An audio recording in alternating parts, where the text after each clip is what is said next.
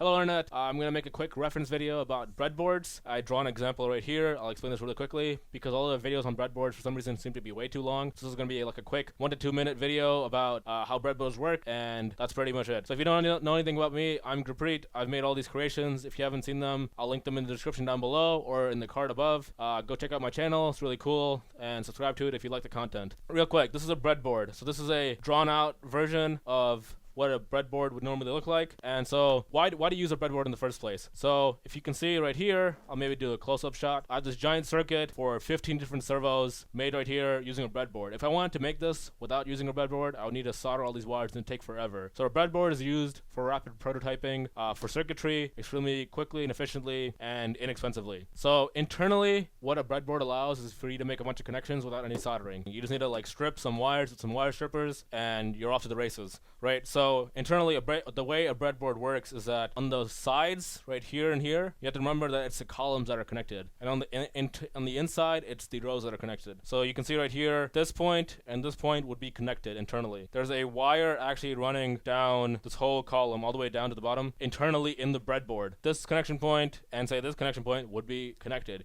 and they're labeled red and blue. Like usually they're colored in blue, plus and minus, for power and ground. So you usually as your power rails. So like something on an Arduino, right? You only have one port for power and one port for ground. If you wanted to say power a bunch of servos, you only have one port for that. So how are you gonna power all these servos without one port? Oh, you can just use a breadboard, as I did here, right? Then you have, 20 ports for power and 20 ports for ground, right? So it just makes it so much easier to make like circuitry really, really quickly without having to solder anything. Internally, there's a wire also going down this column as well, right?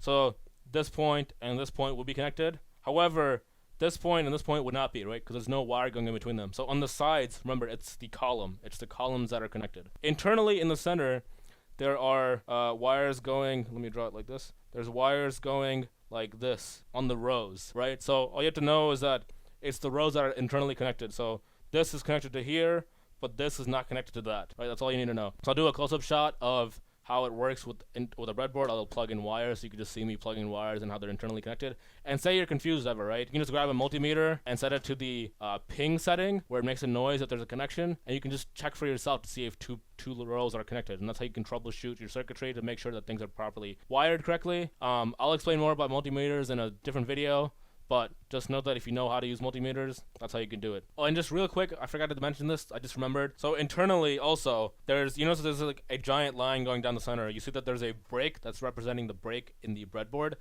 That's actually a physical break. So internally, there is no connection between this top row and this top row right here. There's no connection going from here to here. These are two different circuits, right? So this point right here and this point right here are not connected. Same with like, say this row, the third row down. This row, all these points are connected and all these points are connected, but this row is not connected to this row. Just point that out. Some people get confused sometimes and they think that the whole row is entirely connected. No, there's a physical break in between. All right, and you can see it here in the divot itself. That's an actual break. All right, so this is an example of how to use the breadboard in real life. So say I have these two jumper wires. Say I plug in a wire into there and a wire into there, right? So this is the first point and this is 2 points down, right? So those are internally connected because we're in the column section, so they're in the same column. But say I were to plug in this wire into the second point, they're adjacent, they're in the same row, but they're not in the same column, and we're in the column section right now, right? So these are not connected because it's here and here. It's not here and here. There's no internal wire going between these two right now, so they're not internally connected.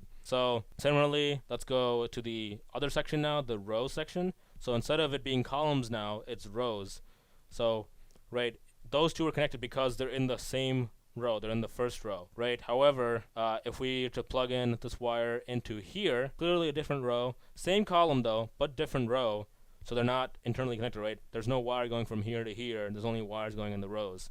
So these are not connected. Also, say I were to plug in a wire there, right? These are in the same first row. They're the one's here and one's here, but there's a divider in the center. There's a break in the breadboard, literally a break in the breadboard, so there's no internal connection between these two wires. So that's how it works in real life if you're actually plugging in wires into the breadboard. Thank you for watching. Hope you enjoyed the video. Leave a like if you did, and have a good day.